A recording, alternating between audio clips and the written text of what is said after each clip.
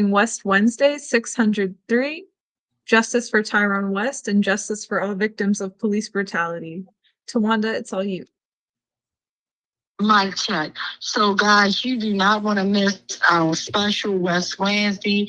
At week 603, I got two very powerful people with me, and they're launching a new needed program. So stay tuned. We're going to play the video that we play every week, and I'm going to bring my king and I'm going to bring my queen on, Carlos and Shan. So just stay tuned, and we'll be right back. Mic check. Mic check. Mic check.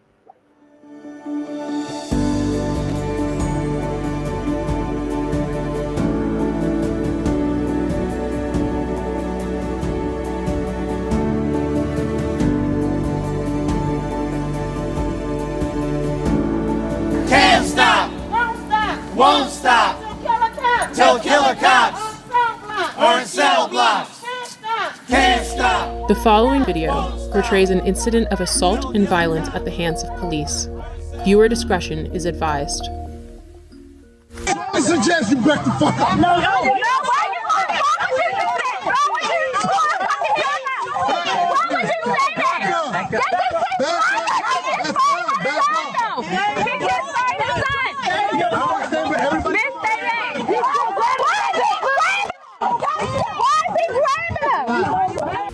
This is Baltimore City Police Officer Jorge Bernardez Ruiz.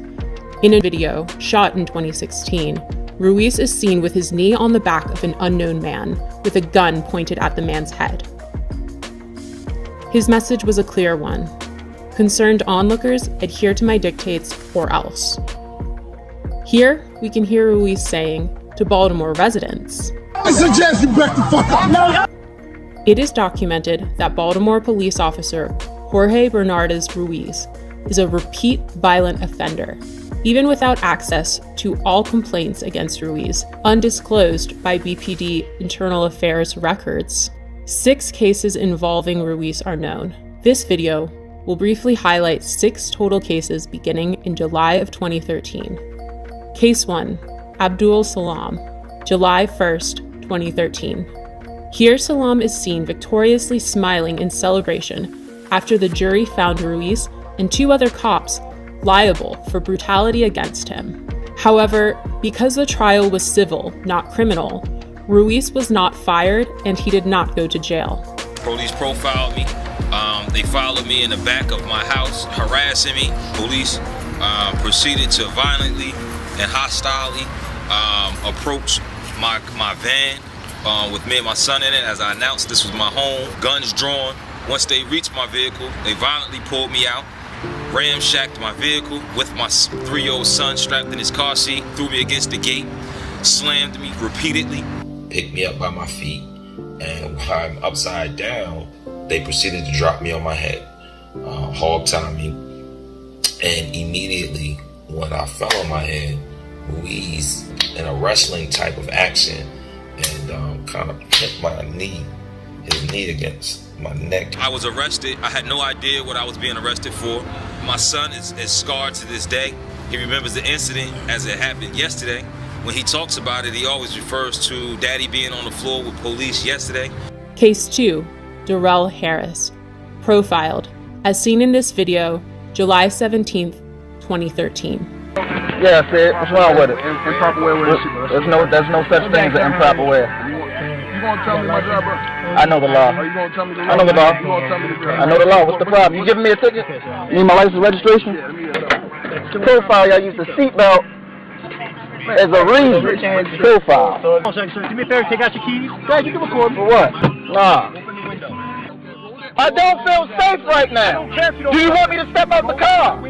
Do you want me to step out the car? I'll step out the car. Call the police, man. What do you call a supervisor? I'm about to do shit. This is getting uploaded to the internet right now. Yeah? And we are 2 law-abiding citizens that we are getting targeted, and I don't know why. Just 24 hours later, Bernardez Ruiz played a leading role in the police killing of unarmed Tyrone West. Case number 3, the murder of Tyrone West, July 18th, 2013. My brother Tyrone West was brutally murdered on July the 18th, 2013.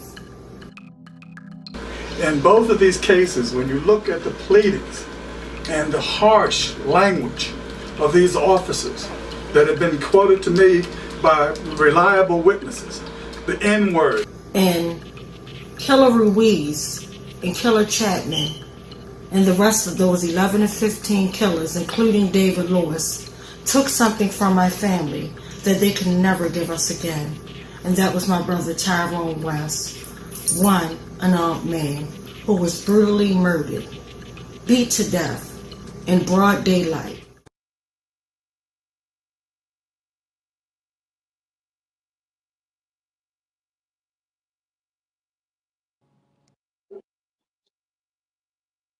All right, we're back. You're on, Tawanda. Mic check. Mic check. Mic check. Mic check. Awesome. So first of all, I want to thank everybody for tuning in tonight. And I want to give a big special shout out to my sister, Chantel, and my brother, Carlos. And in case you guys don't know who they are, they're two very powerful, profound that has been not only fighting for accountability for their siblings lost to police terrorism, but they've been literally fighting for everybody. And that's why I take to them so near and dear. And it's just sad, as siblings, we are left to hold it. And Chantel, she has been fighting for her sister, Sandra Bland, a beautiful queen that was empowering everybody. And Carlos as well for his brother. So it's real traumatizing, and me fighting for my brother, it's heartbreaking, like everybody, goes through different phases when you lose a loved one, but people don't understand, like, when it's a sibling, and it's your, like, because my brother Tyrone was everything to me. Like, he was just more than my big brother. He was like a father figure. He was everything to me. So I'm going to hand the floor over to my king and queen, and y'all can go forward.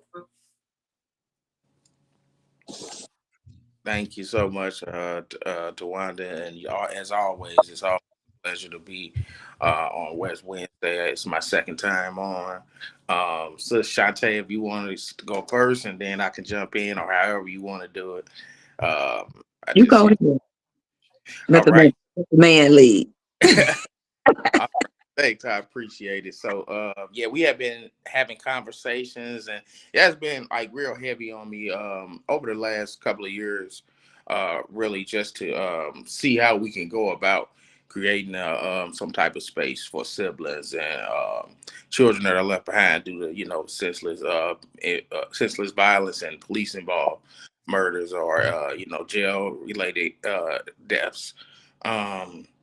I've been a part, and I am a part of different male groups and fathers groups, but I also feel like it's very important for us to create a space for the siblings. A lot of the times you got to think about your siblings are really your first friends in life. I just remember my brother, the first people you get in trouble with, the first person that you do a lot with, and sometimes along this fight and this journey that we're in, trying to get justice for all of our loved ones and coming together, we don't often get to hear or get the opportunity to share and connect with other siblings.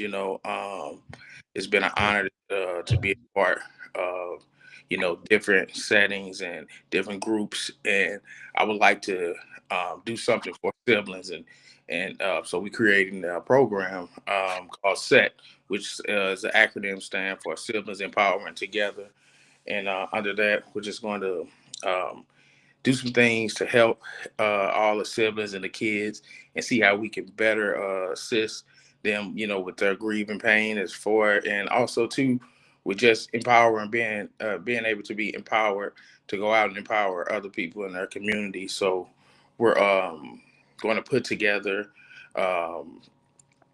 different things, along the way from now until August. So I appreciate you again, Tawanda, for allowing us to come on here and talk about how to launch and how we're going to, do this for the siblings.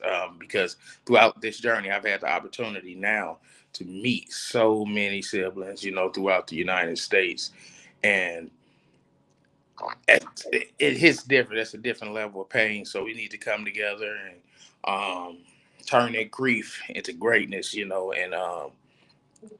just do. So we have some ideas of different things we're going to do when we're able to all get together, uh, create that space, and just so we can go back to our individual sectors of whatever community we're part of and be able to be empowered, uplifting, and to those that are around us. So he didn't leave no crumbs for me, but it's cool.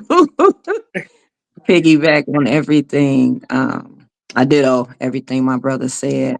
When my sister first passed and we were uh, doing these speaking engagements and going to support different families, it became very apparent to me that a launch needed to take place for the siblings. Um, Everyone tends to always focus on the mom, or I guess because it's just natural, right? But the siblings go through a lot, like Carlos said, together. I mean, I'm the oldest, so I had to babysit, do hair, attempt to cook, things of that nature. And to even be the first one to get the phone call that not only she was in jail, but that she was deceased, that hit way different, right? And so you want to be able to, people can empathize with you, but if you have not lost a sibling, you couldn't even begin to understand how we feel. So we needed to get together so we could let siblings know that they matter too. We see you, and we're going to try our best to make sure that you are empowered, and that you get some form of healing, and that you know that you are loved. That's the goal: empowerment, healing, and love. Absolutely. And I'll jump back in real quick. Absolutely, because and like you said, everybody's pain, and grief matter in this fight. The mothers, the fathers, the siblings, the children. I've had the opportunity to meet a bunch of children, who had lost parents due to, police violence or police brutality. And we just don't want anybody to be left behind, because we know that we are all stronger together. From the Yeah. mothers, fathers to the siblings. We all work together. We can definitely make a huge impact in our communities, and in more ways than we can imagine.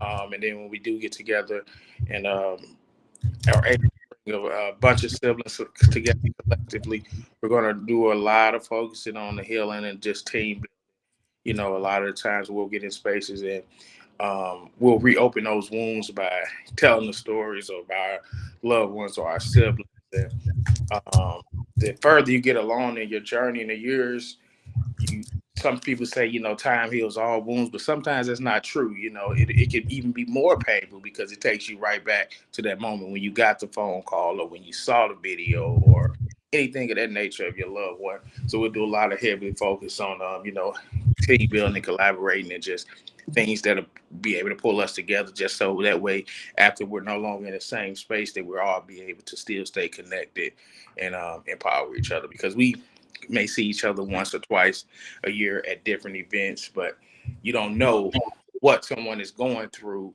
during that time, and that missed year or half a year that you might see one another. So it's just better to stay connected. Never know. Never know when the last time you'll see somebody, or or what type of mind state or mental state they're in. Because we all have a strong or keen, sense to always display strength up front, but sometimes behind closed doors when you feel it the most. So we're definitely focused on that, and that we will be able to have spaces and everything, and that way it just be real impactful, to be able to do that. I've had the opportunity, to be a member of the Chosen Fathers group that Mike Brown started, and I could tell you guys for sure that being connected with those brothers and having conversations daily, or signal helps along the journey. So I definitely thought that it'd be great for me to help, collaborate with other siblings to create a space like that as well. Because, like I said, we just never know what people are going through individually. So it makes a lot of sense for us to start being connected. And then a lot of people don't even understand, like the kids. So Sandy, unfortunately, she didn't have a kid to leave behind, but the kids suffer too in more ways than we can probably even imagine, because some of the kids don't even know how to what's the word I want to say, how to deal with the grief or how to express.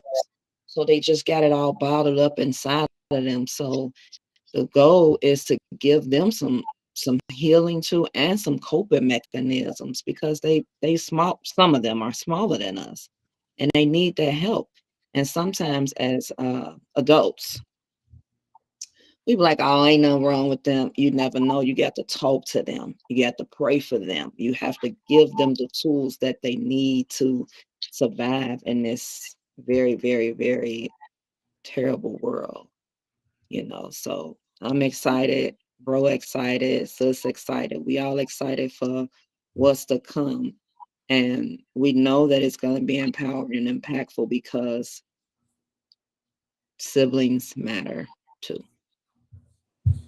Absolutely. And like you said, just to piggyback off that a little bit more with the kids, I like Miss Kim, Shalik's mom, she has her grandchildren.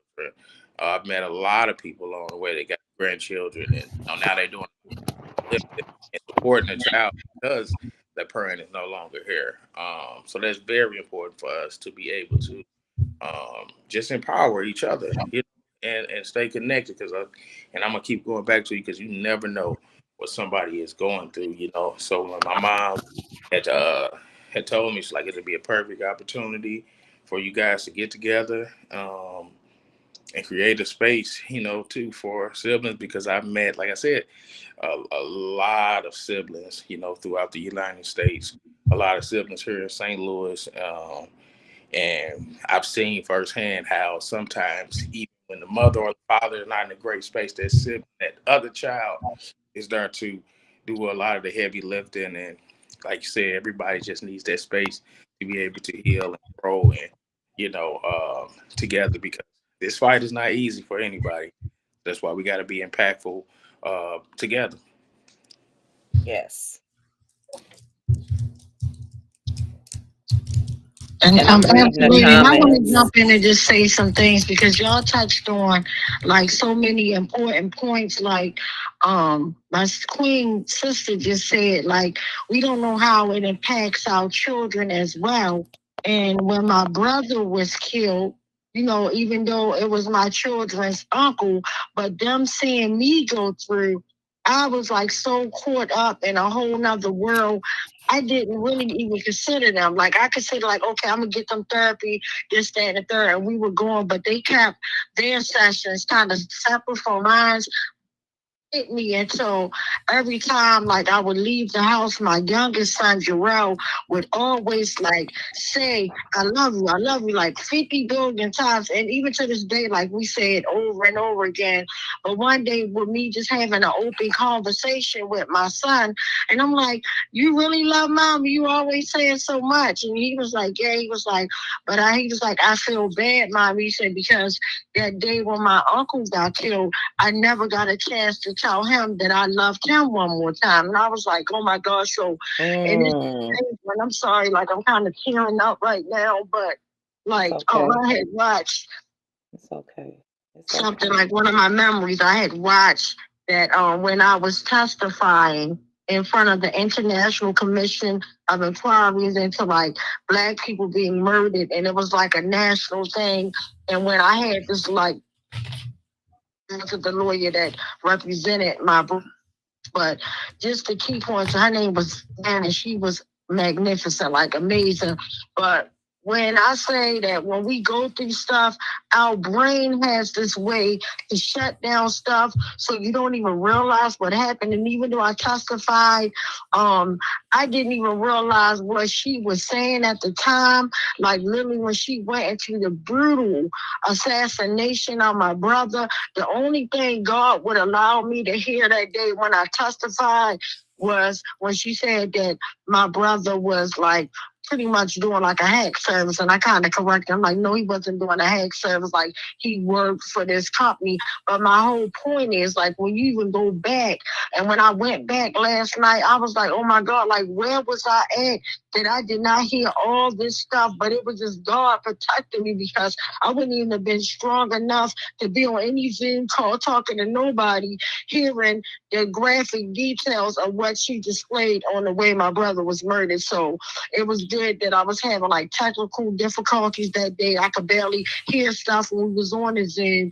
But literally yesterday, for the first time, me watching that thing, and I was like, oh my God, like I literally missed all of that. But my whole point, I just want to commend you guys, because it's real important. Again, because siblings, we literally, and children sometimes get left out, because they always, and nobody should get left out, like, because everybody hurts in their own way. Mothers hurt in their own way from losing their child. And I wouldn't ever want to face or experience that type of pain. God forbid, like take me over and over again before you take my children. That's just my biggest thing. But, you know, siblings suffer as well. And lots of times that, you know, a lot of times families be highlighted as like first place, like mothers, dads, and things like that.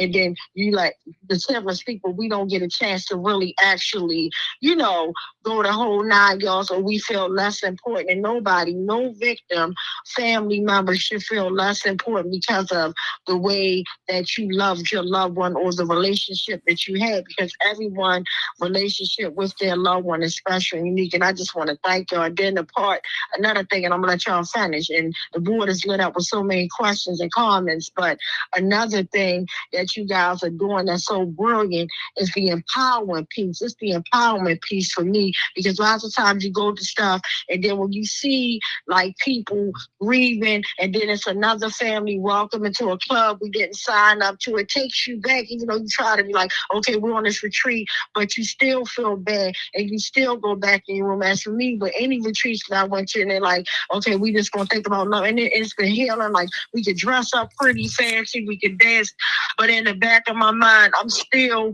crying and grieving about my brother. I'm still feeling sad because my brother isn't there with me, you know. And so it's just sad, but for y'all to say, well, look, this is what we're gonna do, and we're gonna keep in connection, and we're gonna keep talking about it, cry together, we're gonna laugh together. That's so powerful. So I'm gonna hand it back to y'all, and then I'm gonna check in with Khalil, because y'all got a lot of questions and comments on this board tonight. It's lit up like a Christmas tree.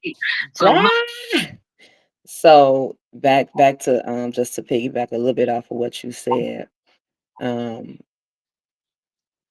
Man, empowerment is everything. Once we get done crying and laying in the bed and feeling the type of way that we are entitled to feel, we have to wake up and do something. But we also have to have the tools to know how to get up and do something.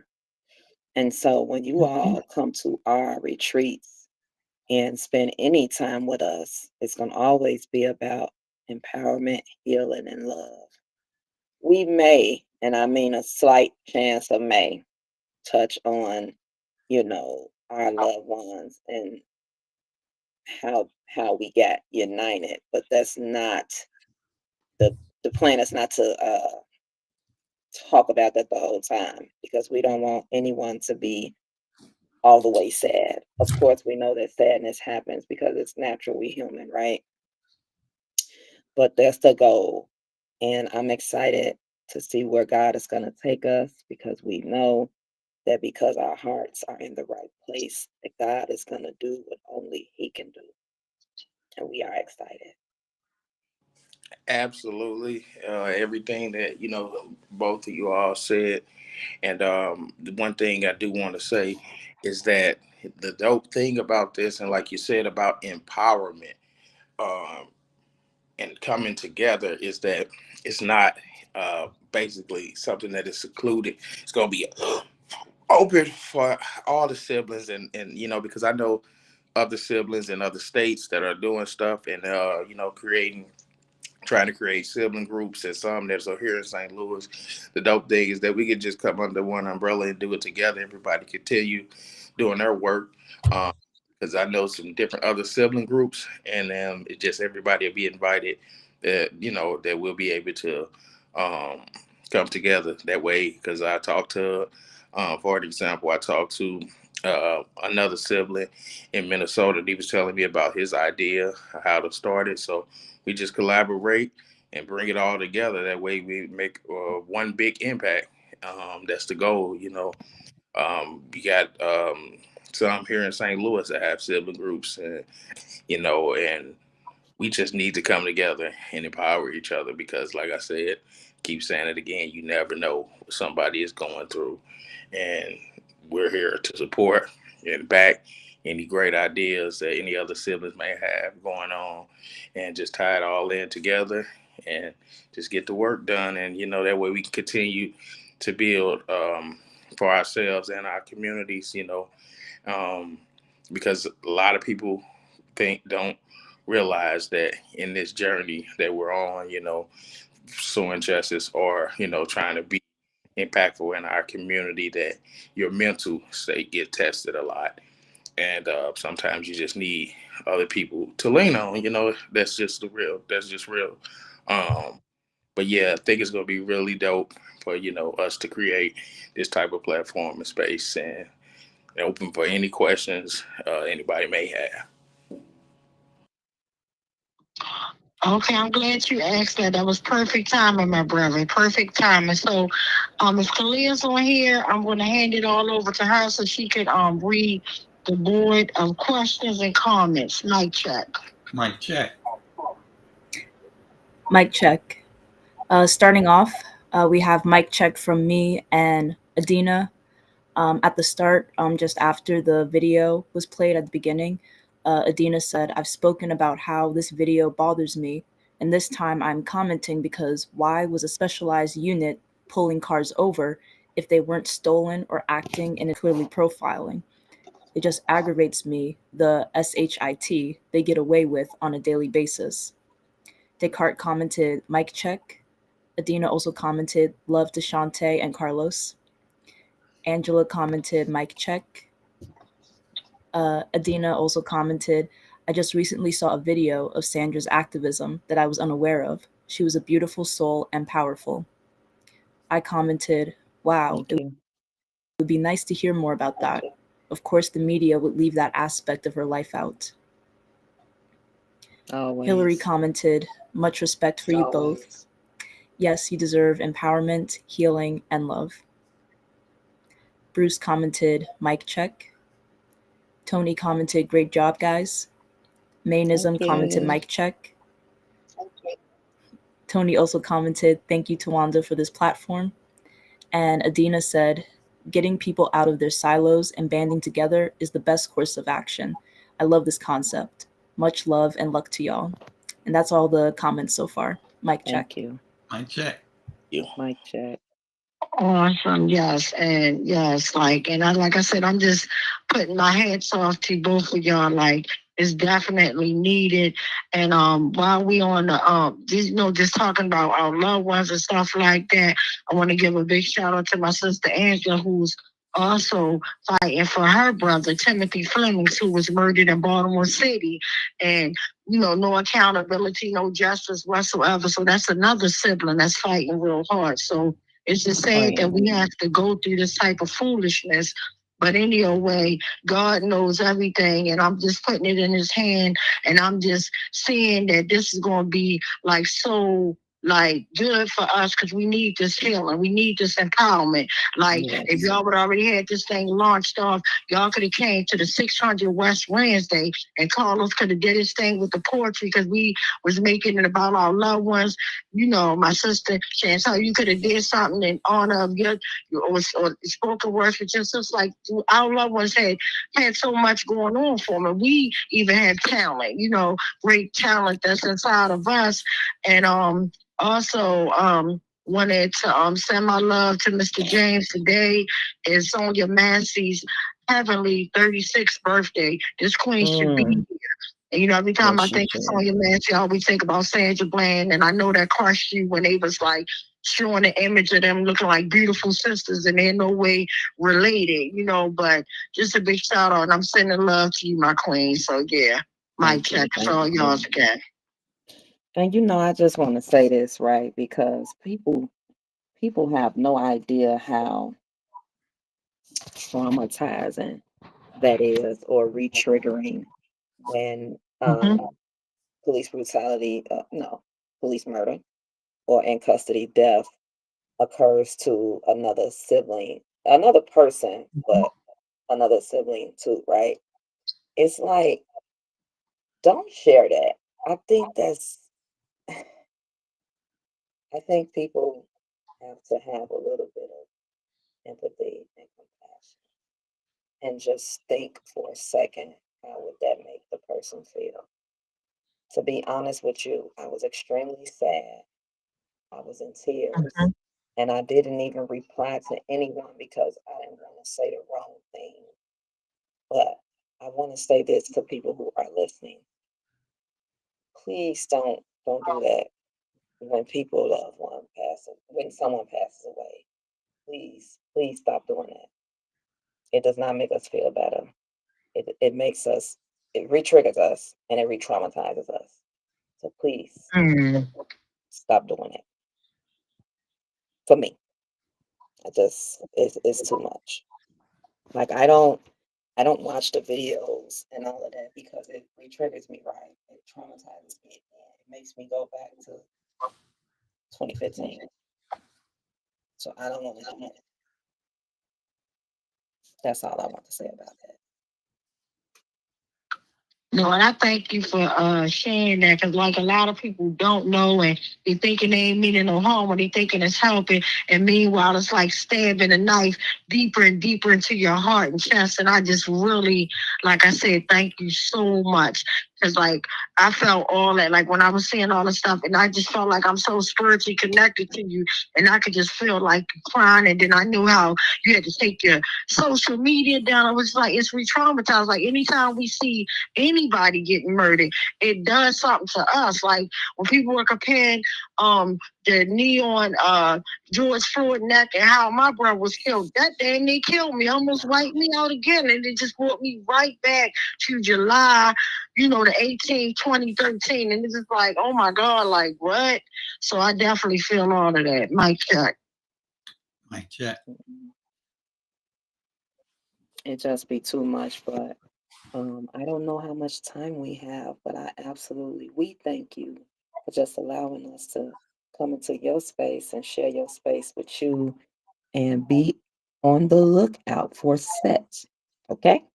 Be on the lookout, siblings. Be on the lookout because you are going to be in for a treat and some healing and some love. And most importantly, empowerment. I got a question real quick. It sounds like Uncle Bill want to ask something, but I got a question. Like, what can we do to support this movement, like from Baltimore? Like, what can we actually do? I know y'all on here today and all that great stuff, and I thank y'all for y'all time. And, God is so amazing. But what can we do to actually, and then the people watching now, what can they do to actually push and help with this movement that's so needed? So always, with anything, ideas are great and initiatives and programs and stuff like this that we're creating are great.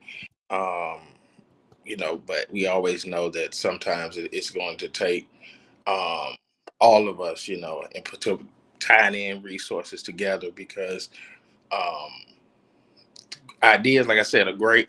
We know we have to basically pull together our resources, so that'll be something that we'll create and discuss with each other, and then see, be able to give people more information on how they can support, uh, you know, um, things, ways that they can support, um, because the reason, like, just to go back, and I don't want to take up too much time, but that the reason why I even got into this type of um, fight after my brother passed was because of the love I had for him and all the things that he did.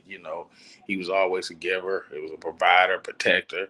um he was definitely community oriented, and we always say, we end up in a club that we don't truly want to be a part of. So that's why we're creating this space, and going to try to put together this retreat, so that way all of the siblings, and the kids that are left behind have opportunity to get together, and, like I said, like we both keep saying, be empowered at the end of the day. And to just add a little bit to that, there's going to be some fundraising going on. We will get that info to you when we get it all situated, because we know that it's also going to take some coins. So we're going to get that to you all. And I'm reading AC Britt's comment. Well, question. She said, can you talk about Sandra's activism? Do I have time to do that, Queen?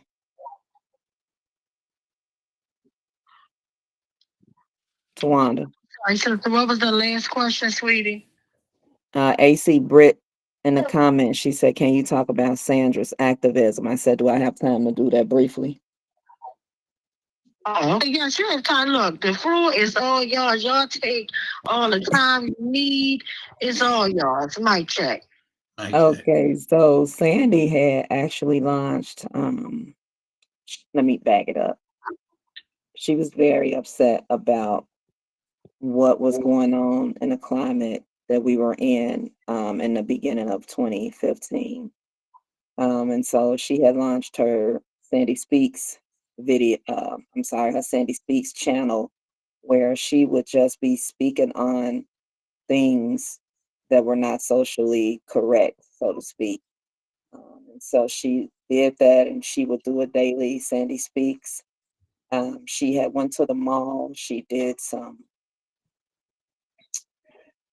I don't know the word that I'm trying to say, but she had, y'all, I'm having a brain fart right now. But she had helped this young man. His boss was treating him unjustly, and she did a picket. He picketed outside the store, had people signing petitions and everything. So the man gave him his job back. When the kids, the baseball team that got treated unjustly, they took their trophy back.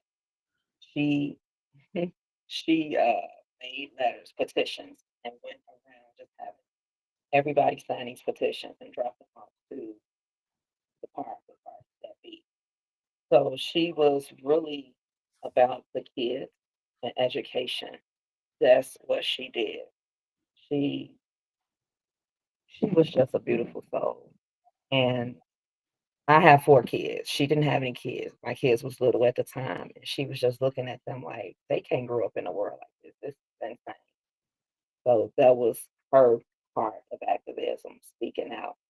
And actually, I found this out when we marched to City Hall to get the street name for her, that in 2008, she actually had marched for the students to be able to vote. So she was a beacon of light in her own sense. And I just hope that she's proud of what we're doing down here and what we're going to do.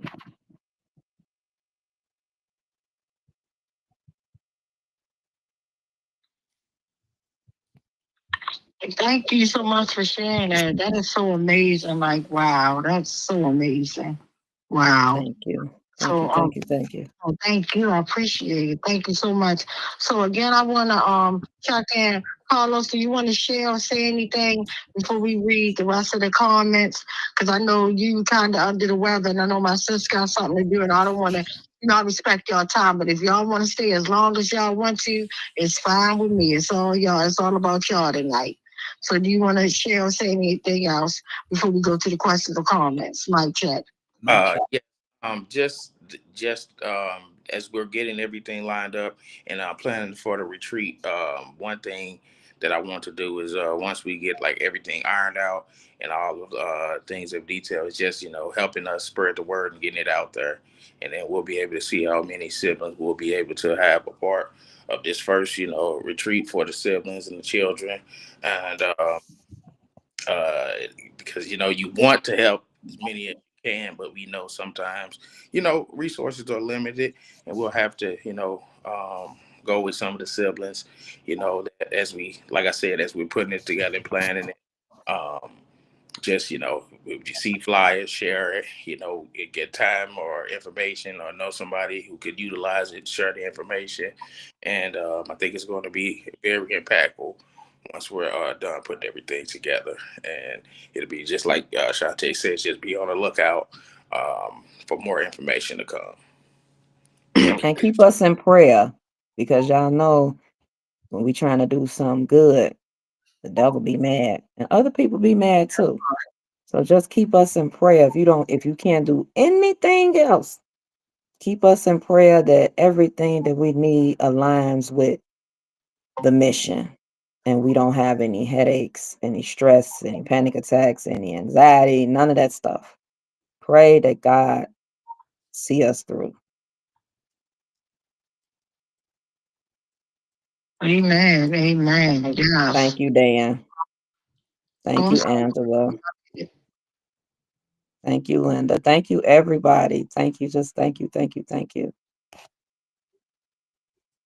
No, thank you so much. Yes, Thank you. I appreciate both of y'all. And real quick before we go to the questions and comments, I want to give my brother Carlos a big shout out because I remember, like, when we all got together, like, throughout grief and, like, our different workshops and all the nice things we got to do, time and do stuff. I'm so proud of both of y'all. And I just wanted to let everybody know on the West Coalition family that he is the one who inspired Nicole, our beautiful, beloved Nicole, to actually start Petty Nation. Like, I used to always joke with her when we be on the way to West Wednesday. And I'm like, girl, you better sign up being a comedian. Like, you need to get paid for your jokes. She always used to have all these jokes on the ride, the West Wednesday and stuff like that. And she was like, oh, yeah, and then, but it wasn't until she met my brother Carlos that, he put it in there, that he helped her, like, with the name, with the Petty Nation. It's, like, so awesome. I just wanted to tilt my hat off to you. Yeah, thank you so much for that. So, and I know if a lot of people don't know that, but definitely, and I didn't even know that until the last time we got a chance to meet up last year, not knowing it was our last time. And I overheard them talking, and we were like in the lobby, and I was like, "Oh my God!" And that just touched me at all type of levels. And seeing her big smile, her big pretty smile. So yeah, just remembering our Queen Nicole. And speaking of Nicole, as soon as I get more information, have a movie service will be coming up soon in March. So I will keep you guys well informed. As I know information, I will share it with you guys. So mic check. Mic check. I appreciate that, Tawanda. Everybody know me. I got a heart big as big as it come. So it was definitely an honor to even assist her with that, because when I first met her, I'm like very funny, and then she was just like, but I'm having a little trouble trying to figure out. I'm like, no, Patty Nation. Use your name, and literally told you Nicole Patty for Nicole, you Patty. And she, man, just spirit. So, and I had the opportunity last year, not like you said, not knowing it to be the last time. We'll see. I had the opportunity to meet her daughter So that's the whole point, being able to connect these families and these, the children, the siblings all together. That's the biggest thing, is connecting. So we're looking to have a retreat in August of the 15th through the 17th. Like I said, we're just going to try to get together, empower each other, have a good time, so that way we can go back to our own communities and continue, healing, empowering each other, and building up our community, because we won't let the loss of our loved ones, hold hostage in that grief space, because we know we all have to get to a place of healing, and that's that's pretty much it. And excuse me, I did say I'm a little bit under the weather. But yeah, I definitely appreciate the shout out, and I appreciate again the platform and the time you took out to even have us on today. And like I said, just be on the lookout for more information as far as the retreat goes, or different things of that nature. Oh, I can't wait. I'm excited. I can't wait. And that's the month of my birthday, so I definitely can't wait. Like a couple days after, so I'm all on deck, so I cannot wait. And I just, like I say, want to thank you guys again. I love y'all family. Like, I love you, and this won't be y'all last time coming on. And as y'all get more information, please share it out. We'll be sharing it out, because again, we know y'all gonna need donations, and everything will go straight to y'all. So whatever flyers, links, where once y'all get started and can get that out to me ASAP, I'll definitely share it every day until y'all reach y'all goals. So yeah, I just want to thank y'all, and I want to check in one more time, and I also want to check in to see if anybody here in the green one want to ask or say anything or add, because I want to let them go, because I know they gotta things that they have to do for this evening. We're on a different time zone, like they're an hour behind us. So yeah, mic check. Mic check. Yeah, Carlos, I want to also thank you for helping Nicole with choosing Petty Nation and helping her, get serious about performing. I went to a number of her stand-up shows and really enjoyed myself. And yeah, so thank you for that. And Carlos, also, since you're from St. Louis, I want to mention, after the police took Mike Brown's life, you may remember the verdict came out, I guess it was around Thanksgiving. And I came out with a group and to join the protest there in Ferguson. Those police were totally out of control, tear gassing us, beating people, arresting people. So it was a learning experience for me. But I have a question for both of you. When you organize the retreat, well, in West Wednesday, for example, we have people like Tawanda and or there was Nicole, others from who are impacted and had someone they lost. But then there are others of us who support the effort because we feel strongly against police brutality. So for your retreat, would you like to have some of the activists who are not from impacted families also participate, or would you like to keep it just to the impacted families? For the first one, we're definitely going to keep it kind of close just for the siblings first. Just because it's always a raw space. It's always a raw space whenever we all, like Tawanda and Shantae get together on the different different settings or retreats, so when we all get together. So as it grows, we would definitely like to open a space for like the activists and everybody who else is impacted. But for first, and then Shantae, you can chime in too. First we just probably just the siblings. So we'll just support always is needed, like she said, donating, fundraising, anything like that can also assistance.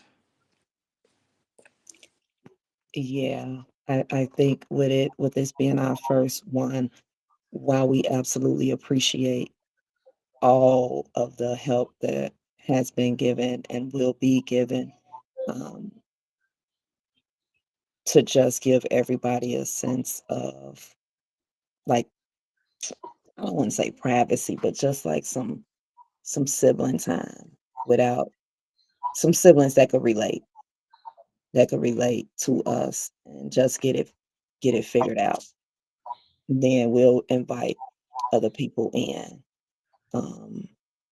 Even if that's even up to the siblings, the type of space that they want.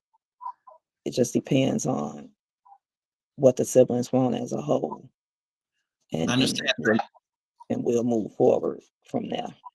All right. Well, thanks for bringing some clarity. So now I understand. You're welcome. So before we go to the questions, do you guys want to make some final statement? Because again, I feel like I'm kind of holding y'all hostage at this point. So would y'all like to share or say anything? I have Before no more statements. we go I've to the said questions and things all that I like can that, say. like respect your time. Mic check. Mic check. Closing, the last thing I do would like to say, like as we come out with more information, just assisting us with promoting promoting the program. We'll be more than grateful and very appreciative of that. And just again, like be on the lookout for those dates for August 15th through the 17th. And I appreciate you taking the time and having us again. I can't thank took time for the evening to tune in and join. We very appreciate it. Very nice to have you with us. Yes, definitely always my pleasure, my pleasure, my pleasure. So quickly, Khalil, can we go to the questions or comments so that way my sister can go back to what she was doing and my brother can go back to what he was doing. And again, we just thank y'all so much for y'all time. Mic check. Thank you. Yes, mic check. Linda commented, "Thank you so much for this program." Angela commented, "I will definitely support the cause." Dan commented, "I can't conceive of the strength and power you have considering all you have had to bear. Praying for y'all." Mainism commented, "Amen." Dan also commented, "You are doing a true service that your sister and brother would be so proud of, I am sure. Their light is shining on you." Shanika commented strong arm emojis and also commented, "Amazing job, Carlos. Keep up the great work. What you do doesn't go unnoticed." And finally, Dan commented, "We all could use some empowering, but it makes perfect sense to have folks with a common connection to each other." Mic check. Mic check. Mic check. Yeah, so again, my sister, my beautiful sister, my handsome brother, I just want to thank you guys so much. I love you guys, and we'll be here to support you in every which way. And again, thank you for your valuable time. Thank you for sharing your loved ones. And again, our loved ones are looking down at us, smiling and saying, well done, well done. So I just want to thank y'all again.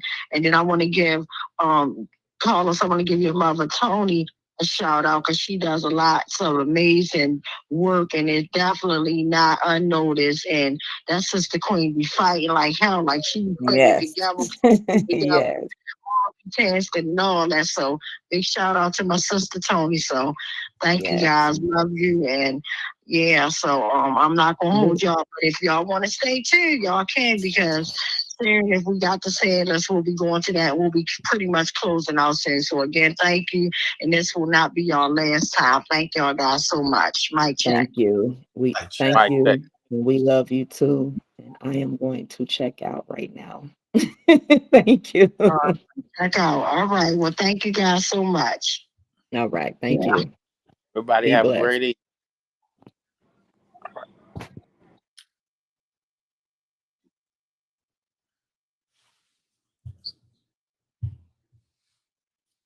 Awesome. So, guys, y'all just heard from my beautiful sister and my brother. Thank y'all, for like tuning in, watching them, and and we're gonna be definitely sharing more stuff in ways that we can support this very needed effort to bring siblings together as we grieve. That way nobody's left behind, children, siblings, and just nobody in this. Like, this is like a tough fight. I don't want to see nobody left behind. Like, so yeah, I think it's brilliant, it's empowering and everything. So definitely, in these times and spaces, I feel like empowerment is definitely needed. It's like we can go to a meeting and we can sit, or a town hall, and we can talk about all the problems in the world. But if we don't have the tools, the resource, or just pretty much staying in connection to knock what we don't like down or to uplift what we like, it's pointless. You know what I mean? I'm just to that point that 2025, is real serious to me. Like a lot of stuff has been happening quick, and I just been seeing in me, and it's not the West Coalition speaking. This is only Tawanda Jones speaking. A lot of stuff spiritually has been happening to me, and I've been seeing, and I'm like, okay, God, what are you trying to show me? Trying to tell me? Like He gives me all these visions, dreams, insights, and the stuff be happening real quick, and I'm like, what in the world? But I know He's showing me stuff, and yeah. So again, we're going to definitely keep in touch with the king and the queen to find out next steps and pretty much and pushing that. So I'm excited for them and their efforts. And at this moment, Uncle Bill, for time's sake, I wanted to know if by now have you received the list yet? My check. Yes, and this is just for 8 days from January 24th to 31st. And in those 8 days, the police killed 33 people. So if we take out 1/8 of that, that brings us down to 29 people killed in just a week. It used to be an average of 21. So as Adina has pointed out, this problem is getting more severe. But yeah, we have 3 of us going to share the reading of these 33 names. Awesome. Okay, so at this time, because for time's sake, it is 7:57. So I'm going to start off with our mission statement, and then we will take it from there. And yeah, it's a lot, but again, like I'm just so excited about the upcoming siblings thing that's about to happen with my sister and brother. I'm really excited about that. But again, on the sad note, because I really don't like this part of our podcast. I don't like it at all, but it's definitely needed. These are family members. Like you may hear a name, and to you it's just a name, but the pain hit different when it's your loved one name, when it's a family member or a friend or someone that you know that's close and near. Oh, the pain hits terribly different. I just want to tell you that. So at the same time, that's why it's so important for us to do this work. And even though, some things, on a day that you do, like when you start your day off, you might do a lot of things that you want to do, but then at the end of the day, it might be something that you do that made you feel like uncomfortable, but it's needed. To me, that's love, So with that being said, I'm going to read our mission statement. It is the mission of the West Coalition to work for accountability for Tyrone West and all the victims of police brutality. We believe that there is a connection between police brutality and community violence. Police can use de-escalation strategies to defuse situations without necessarily using force. And we encourage community members to resolve disputes without violence. And I'm going to say that again.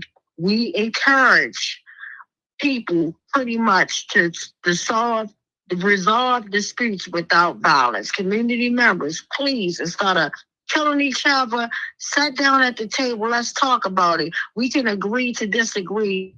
And day, both parties walk away, even if they don't agree. But you still are breathing, you're in the skin, and all that wonderful, great stuff. We deeply care about those families impacted by police brutality and community violence. We seek to uplift the names of their loved ones from a place of respect and care. We obtained these lists of names of those shot and killed by police and lost to community violence on national and local news outlets. And we know by, that these are not like exhausted lists, and sometimes we can be on point and have all the names on the community violence and, police brutality. And then sometimes they don't tell us the names and all that stuff, but we don't even know anything about the cases or the people involved. We don't know about the circumstances surrounding the deaths of the people that died. By reading the names, we are not condoning violent behavior on the part of anyone involved in a situation. we're just showing respect and care. That's all we're trying to do. So the time now is 8:01.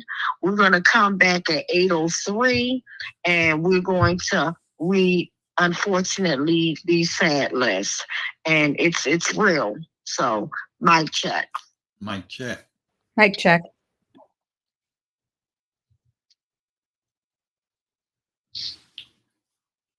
Lee, I think you're first, right?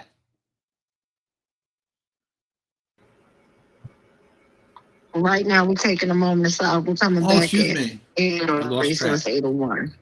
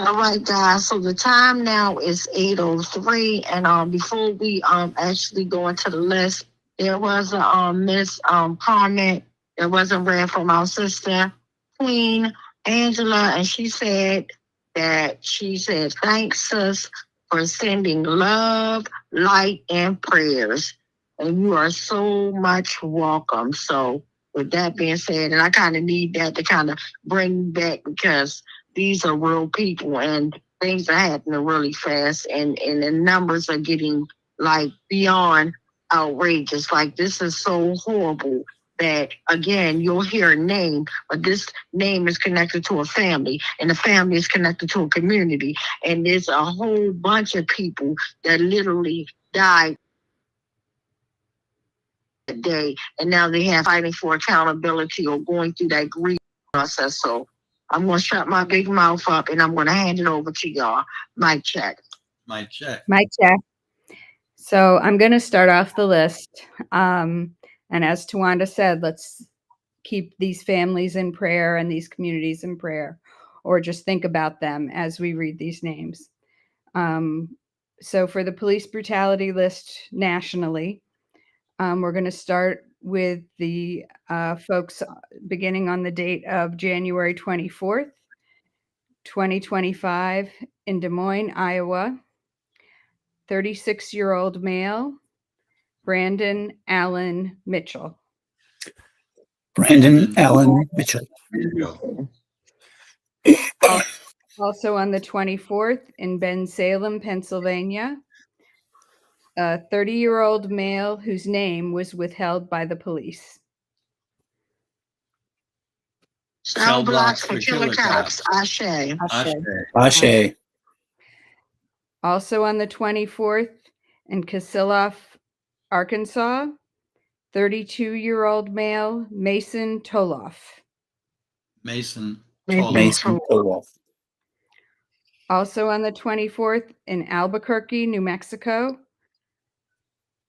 23-year-old male Anthony Williams. Anthony Williams. Also on the 24th in Ocala, Florida, a male whose name was withheld by the police. Cell killer cops. Ashe. Also on the 24th in Fountain Valley, California, a male, again, whose name was withheld by the police. Cell blocks for killer cops. Killer cops. Ashe.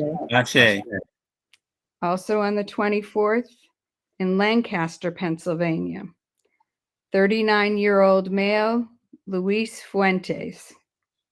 Luis Fuentes. Luis Fuentes. Also on the 24th, in Boulder City, Nevada, 45-year-old male, Jeremiah Beauchard. Jeremiah Beauchard. Again on the 24th, in Alexandria, Louisiana, 22-year-old male, Isaiah Laron Treadway. Isaiah Isaiah Laron Treadway. Thank you. On the 25th of January, in Atchison, Kansas, 36-year-old male, Brian McCrae. Brian McCrae. On the 25th, in Arcadia, Florida, a 30-year-old male, Matthew Stephen Rowley. Matthew Stephen Rowley. And now I'll hand over the next part of the list to Bill. Am I doing all the rest, or Kalia, are you jumping in? I'll take the final 11. All right, 1 sec. Let me just figure out where that is so I know where to stop.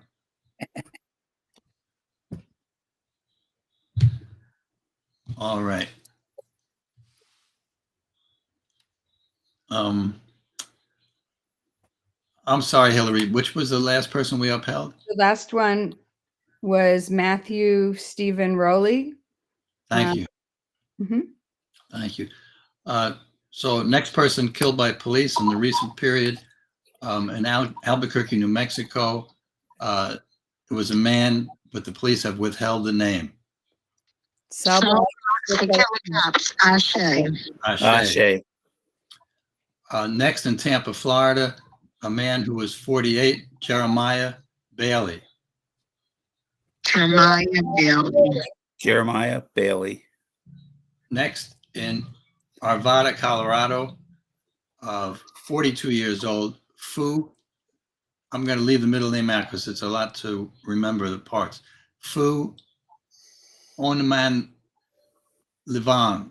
Let me say it once more. Fu Onman Levan. Fu Onman. Fu Onman Levan. Thank you, everyone. Next in Storm Lake, IA is Iowa. Is that right? Mm-hmm. We don't. Okay. Thank you. 45 years old, Daniel Palenick. Daniel Palenick. And in Eckhart, Indiana, 54 years old, Juan Sanchez. Juan Sanchez. Then in San Francisco, California, 34 years old, Chasarak Chang. Chasarak. Next, impacted life, stolen life is more accurate, in Redstone, Pennsylvania, 27 years old, Christopher Hackney. Christopher Hackney. In Leander, Texas, this is a man whose name and age have been withheld by the police. Ashe. In San Diego, California, and this is very sad, 16 years old, Kanoa Wilson. Kanoa Wilson. In Edinburgh, Texas, 58 years old, Felipe Zuniga. Zuniga. In Birmingham, Alabama, 48 years old, William Chenoweth. William Chenoweth. In Moorhead, Kentucky, we don't know the age, a man, Thomas Crouch. And Kalia, I hand off the rest of the list to you. Mic check.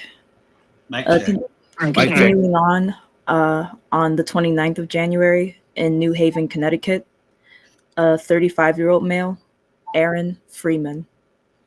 Aaron Freeman. Aaron Freeman. Also on the 29th, in Moncks Corner, South Carolina, 26-year-old male, Nathan Johnson. Nathan. Nathan Johnson. Also on the 29th, in Salinas, California, a male whose name is unknown and whose name was withheld by the police. Cell blocks for killer cops. Ashe. Ashe. Ashe. On the 29th as well, in Fort Lauderdale, Florida, 49-year-old male, Damian Orozco. Damien Orozco. Orozco. Also on the 29th, in Marietta, California, 57-year-old male, whose name was withheld by the police. No blocks for killer cops. Ashe. Ashe. Also on the 29th, in Pendleton, Indiana, a male whose name was withheld by the police and age is unknown. Cell blocks No for blocks for killer cops. Ashe. Ashe. Moving to the 30th of January in Harrisonburg, Louisiana, 23-year-old male, Tyler Cade. Tyler. Cade. Also on the 30th, in Paramount, California, 34-year-old male, Juan Alvarez. Juan Alvarez. Alvarez. Also on the 30th, in Lake Worth, Texas, 35-year-old male, Nicholas Cedez. Nicholas Cedez. Nicholas Cedez. Now moving on to the 31st of January, in Haltom City, Texas, a 19-year-old male, Christopher Guerrero. Christopher Guerrero. And the final name that we'll be withholding tonight on this list, also on the 31st of January, in Grainfield, Kansas, 30-year-old male, Ty Kaiser. Ty Kaiser. Kaiser. And that concludes all the names to be withheld so far on this terrible list. Mic check. Mic check. Thank you. Is our brother Brown on here to read our community list?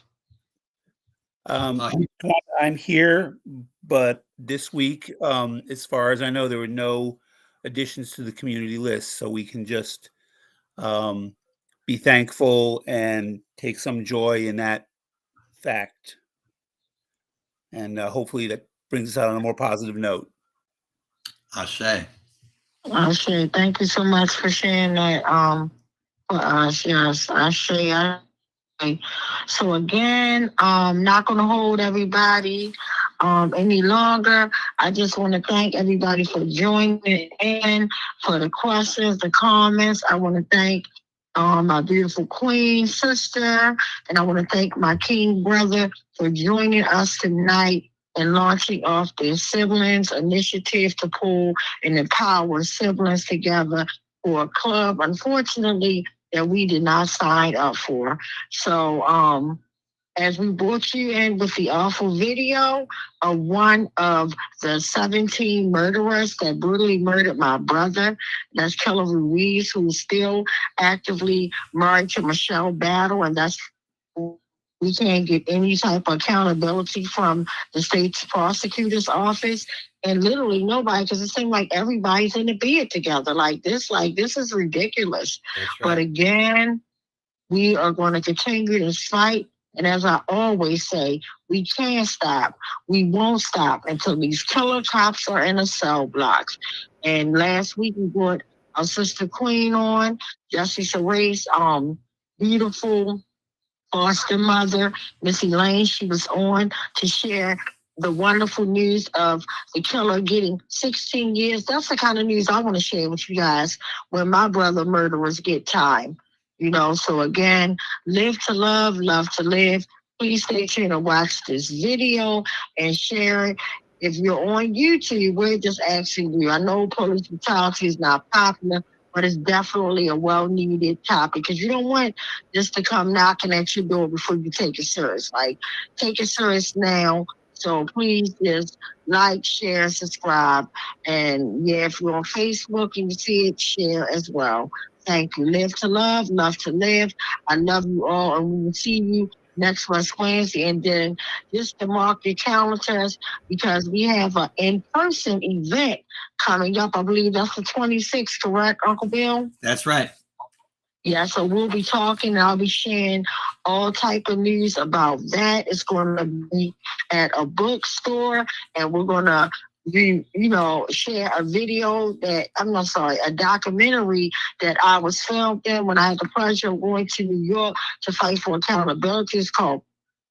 So we'll be sharing more information closer to that date. So live to love to live, but we will be in person on the 26th at Red Emma's bookstore. I'll just throw it out there now. There. Red Emma's bookstore at 6:30 on West Wednesday on the 26th. So mark it on your calendars, and we ask everybody to come out and join us. So live to love to live. Love you all. Mic check. Mic check. Mic check. And Mr. West begging for his life, and Mr. Salam begging for his child to be excluded and comforted from what was taking place. Not for himself, but for his 3-year-old child. Case number 4, Adina Britt and family, September 10th, 2015. My name is Adina Britt, and I wanted to submit a 30-second testimonial that Jorge Omar Bernardez Ruiz is one of the 11 terrorists that came into my house performing a home invasion in September 2015, terrorizing my entire family and even holding my 12-year-old son at gunpoint. He needs to be stopped. Case number 5, unidentified arrestee, assaulted in 2016. I suggest you back the fuck up. No,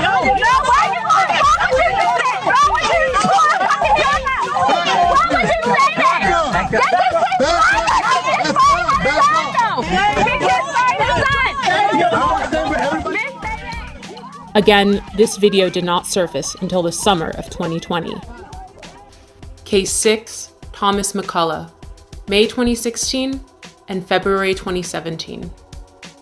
I heard my front door coming off the hinges like it exploded. Thomas McCullough says it happened twice. In May 2016 and February 2017, Baltimore City Police burst through his green front door and raided his Pimlico home. They said, police. They come up, shotguns, guns. He says officers ransacked the place, looking for drugs, money, and weapons. He took pictures of the damage he says they left behind. Tell us where the drugs are, the scales, the guns, and the large amounts of money. Nothing was found. Now he's suing police, claiming officers, including a former member of the Gun Trace Task Force, frightened him, his wife, and father-in-law when the officers conducted what his suit calls an illegal search of his home. The owner of the house tells 11 News after the second raid, he had to replace the front door. McCullough and his attorney say they want Baltimore police held accountable. There is a colossal breach of trust. And McCullough tells us following both raids, no one was arrested or charged. This all begs the question, when will Baltimore City State's attorney see the prosecution of Bernardez Ruiz as warranted? They were the stopping officers in these so-called jump-out cars, unmarked and so forth, that stopped both the West vehicle and the Salam vehicle without probable cause. And these officers are the ones that also were joined by others, but they are the ones who initiated the stops, pulled both men out of the vehicles, and commenced the vicious activity that was thrust upon them. And the officer Ruiz that started this attack is still working with promotions. He is now sergeant. But the fact that this repeat violent offender had a history leading up to my brother. There was Darrell Harris, there was James Green, Joseph Green, Abdul Salam. No one family deserves to be brutally murdered or brutalized by this repeat violent offender Ruiz. It is time we take action. The time is now. Baltimore police officer Jorge Bernardes Ruiz is a repeat violent offender. Based on these accounts, in accordance with the law, we, the West Coalition, call for him to be fired, prosecuted, and incarcerated. We're more than hashtags and body bags. We're more than being 6 feet in the dirt and pictures and buttons on t-shirts. Our lives matter. For the safety of our city, the prevention of further harm, and the justice for these families, we see no other option. And again, I'll say, the time is now.